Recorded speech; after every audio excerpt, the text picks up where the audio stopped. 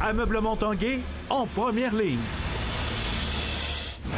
À l'Esprit sportif aujourd'hui, gymnastique, le sport-études permet à une centaine de jeunes de s'entraîner. On a la chance, nous, à Québec, d'avoir eu 2 méga palesses de 20 000 pieds carrés.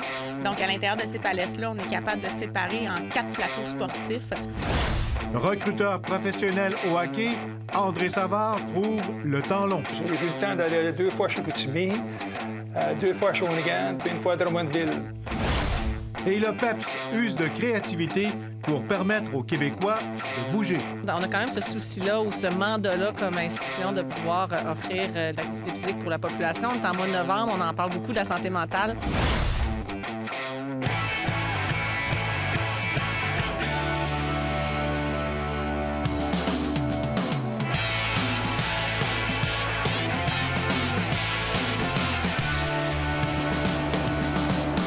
À tous, bienvenue à l'Esprit sportif. On parle d'abord de gymnastique. En temps normal, c'est 5000 jeunes qui pratiquent le sport dans la grande région de Québec. Mais en temps de pandémie, on en compte moins de 100 qui peuvent s'entraîner grâce à leur programme Sport-études. Le reportage de Jonathan Fournier.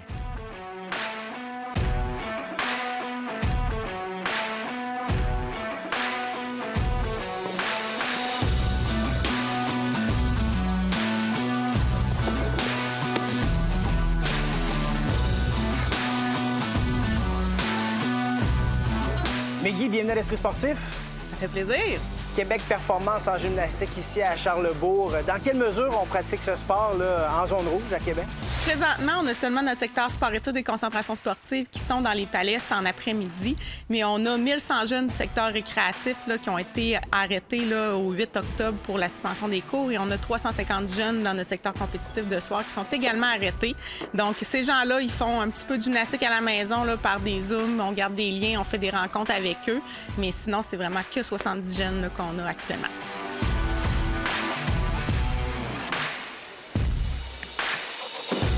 Les chanceux sont des jeunes au sport-études. Ils vous visitent l'après-midi. Et là, bien, il y a plein de mesures là, à respecter pour pouvoir pratiquer le sport. On profite de l'espace qu'on a. Exactement. On a la chance, nous, à Québec, d'avoir eu 2 méga palesses de 20 000 pieds carrés.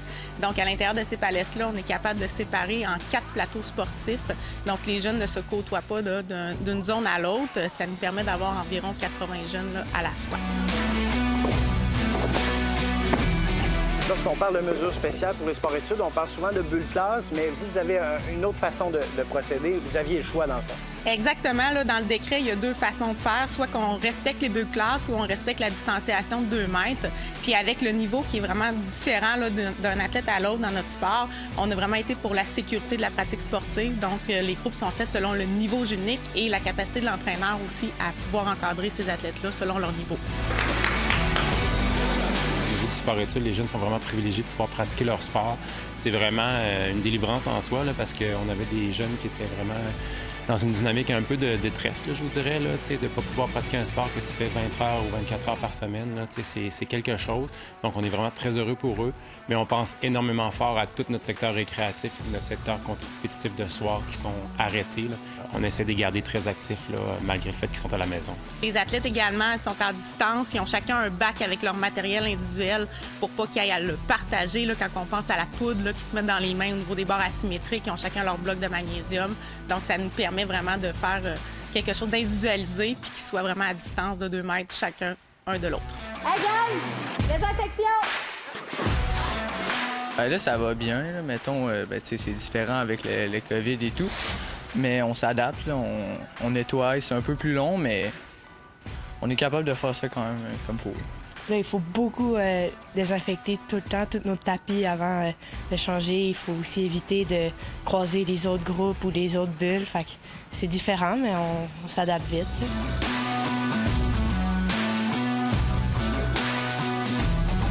Par rapport au circuit de compétition, en ce moment, on en serait où là, dans une saison de gymnastique normale? Et là, je présume qu'à peu près tout est sur la glace. Exactement. Là, présentement, on serait dans nos premières compétitions au mois de novembre au niveau gymnique. Là, présentement, il y a des scénarios sur place, là, soit par Zoom, vidéoconférence, des vidéos qui peuvent se faire. Au niveau international, c'est des choses qui ont été expérimentées, surtout en secteur trampoline, c'est très avancé. Au niveau artistique, gymnastique, c'est moins avancé, mais c'est vraiment des projets qui sont sur la table. Puis sinon, dans un avenir un petit peu plus moyen terme, il y aurait des compétitions plus en région, quand que les zones vont nous permettre là, de pouvoir se regrouper au moins par région. J'étais censée avoir les championnats québécois, puis si je me qualifiais, sûrement les championnats de l'Est ou canadiens. Puis, bien, vu que je sais que je les fais pas, bien, ça aurait été peut-être ma chance de les faire, puis c'est vraiment dommage. Les compétitions de trampoline pourraient être les premières à reprendre, mais en mode virtuel. On positionne une caméra à un endroit déterminé, le même pour tout le monde, et des juges évaluent à distance la performance. C'est ce qui pourrait se produire au niveau national élite dès le début de l'année 2021. Je vous dirais qu'il y a certains athlètes qui étaient prêts maintenant, qui peut-être vont manquer le bateau éventuellement. Il y a des athlètes qui étaient en forme de rémission, qui vont peut-être avoir une chance davantage dans un an. Donc, tu sais, ça bouge beaucoup. Je vous dirais, là, je viens de voir là, en Europe, là, les championnats d'Europe de gymnastique sont... Il y a 10 pays qui ont déclaré forfait là, pour l'instant. L'Italie, dès hier, a déclaré forfait avec le Royaume-Uni et ainsi que plusieurs autres. Donc, on voit que ça brasse beaucoup là, au niveau international aussi. On sait que les athlètes carburent avec des événements, avec des dates limites. Donc, c'est ce qui est difficile à reproduire présentement en entraînement. Mais on essaye de mettre là, certaines pressions pour voir avec eux là, les possibilités, faire des vidéos pour être sûr qu'il y ait un moment qu'ils doivent performer. Fait que c'est des choses qui sont en place. Donc, vous souhaitez une saison de compétition pour 2021. Merci. Bien, merci à vous.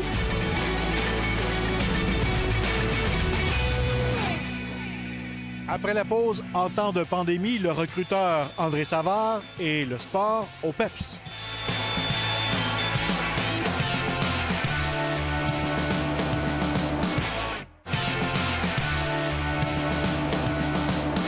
Il a été joueur, il a été entraîneur adjoint, entraîneur et directeur gérant. Il est maintenant recruteur depuis plusieurs années et j'ai nommé André Savard qui, en temps de pandémie, trouve le temps long pour lui et pour les jeunes. André Savard profite de son condo à Québec car ses sorties de recruteur ont été, disons, limitées, voire même stoppées. Mois de mars, mois d'avril, mois de mai, mois de juin et puis mois de juillet. On était au niveau amateur et au niveau professionnel avec le système de hockey instat. On était occupés quand même. Alors, mais là, actuellement, on sait tous qu'on est dans l'inconnu un peu. On est tombé dans la zone rouge. J'ai eu le temps d'aller 2 fois chez Chicoutimi, 2 fois à Shawinigan, puis 1 fois à Drummondville. Mais là, et puis ils ne veulent pas qu'on aille on ne peut pas y aller dans les maritimes. Si André Savard croit que les joueurs juniors auront droit à une drôle d'évaluation cette année, toutefois, il estime, en pensant à son petit-fils, que d'autres jeunes seront plus touchés. Je pense qu'ils ont quand même eu, des entraînements. Ils ont quand même... Alors, les conséquences, on ne sait pas encore, parce que jusqu'à où que les joueurs ne pourront pas jouer. Mais plus loin qu'on va, oui, il va y avoir des conséquences pour les évaluer. Ils vont avoir des conséquences. Mais que nous autres, actuellement, là, comme les joueurs qui jouent dans les maritimes, on va sur l'ordinateur, on les voit jouer. Mon petit-fils William, qui fait partie de sport-études, qui ne peut pas jouer. C'est l'âge la plus importante. C'est quand même 8 ans, 9 ans, 10 ans, 11 ans, 12 ans, ils vont être affectés. Et moi, je pense surtout cet âge-là où tu t'améliores beaucoup et puis là, tu peux espérer de monter. Alors, moi, je vois probablement plus de difficultés à cet âge-là. S'il a hâte de reprendre activement son travail de recruteur, il n'a aucune idée quand les activités de la Ligue nationale, elles, reprendront. Mais il croit que la pandémie va laisser des traces sur des équipes qui souffrent économiquement. Si ça continue, c'est inévitable pour certains, je crois. Il y a toujours un autre propriétaire qui arrive et qui, lui, qui va prendre peut-être l'opportunité ou l'occasion d'embarquer dans le bateau où il peut y avoir des changements. Il va y avoir probablement des changements de propriétaire. À 67 ans, André Savard poursuit une belle carrière dans la Ligue nationale alors qu'il est l'un des rares de l'histoire à avoir occupé les postes de joueur, entraîneur, adjoint, directeur gérant et recruteur. Puis je te demande ce que tu as aimé le plus, c'est sûr que tu vas me dire jouer la game? Oui, jouer la game et après ça, c'est gérant. C'est gérant. Ça, c'est ta plus grande fierté d'avoir été directeur général du Canadien? Oui. Qui dit mieux? Stéphane Turcot, à Québec. Basketball, tennis, badminton, natation et vélo. Voilà quelques sports intérieurs qu'offre le PEPS de l'Université Laval en ce temps de pandémie. Voici Dans l'action.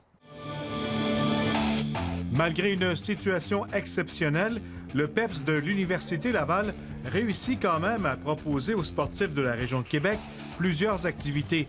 Membres et non-membres ont accès sur réservation à des plateaux comme la piscine et les gymnases. On essaie d'être créatif dans ces moments qui est un peu plus difficiles, d'ouvrir des activités pour la population. On a quand même ce souci-là ou ce mandat-là comme institution de pouvoir offrir de l'activité physique pour la population. On est en mois de novembre, on en parle beaucoup de la santé mentale. L'activité physique, c'est un remède pas mal à la santé mentale. Depuis quelques jours, le PEPS permet aux amateurs de vélo de pédaler en toute sécurité dans leur bulle.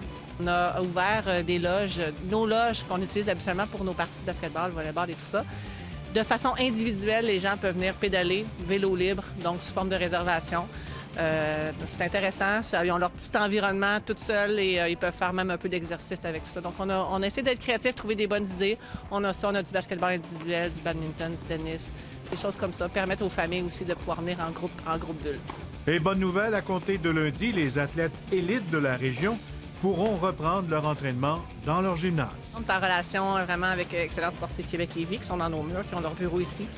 C'est une bonne nouvelle pour eux. J'espère que ça va ouvrir la porte à d'autres choses, mais on travaille en collaboration pour leur permettre, évidemment, d'avoir accès à la salle d'excellence. Ils ont un processus et des normes très, très claires et très exigeantes à suivre. Donc, ça devrait se faire au début de la semaine prochaine pour permettre aux athlètes de pouvoir poursuivre leur entraînement. Et de leur côté, les étudiants athlètes du Rouge et Or n'ont pas encore ce privilège. Mais tous espèrent qu'ils pourront bientôt retrouver leur lieu d'entraînement. En attendant, c'est de façon virtuelle et individuelle qu'ils gardent contact avec leur sport. Pour l'instant, c'est fermé. Ils peuvent le faire de façon individuelle, libre. Les entraîneurs peuvent leur envoyer des programmes, mais présentement, il n'y a pas de supervision possible. C'est vraiment une partie ou un moment actuellement là, qu'on aurait besoin là, que ça puisse ouvrir un petit peu plus, repermettre aussi la supervision. Les étudiants athlètes sont habitués de se faire aussi, d'avoir leur entraîneur proche qui les pousse, qui les motive. Donc, on souhaite que ça puisse se diriger vers ça. Voilà qui conclut notre émission pour aujourd'hui. On se donne rendez-vous demain à la même heure. Bye bye tout le monde.